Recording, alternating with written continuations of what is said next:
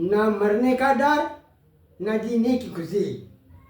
अब तो दिनों दिन मृत्यु मेरी निकट आ रही है। अरे तुम क्यों बहाने बना रहे हो कि मैं तुम्हारे बहाने मर रहा हूँ। इसलिए तो मेरे में जो कला है आपको बताकर सिखाकर पल पल वक्त काट रहा हूँ।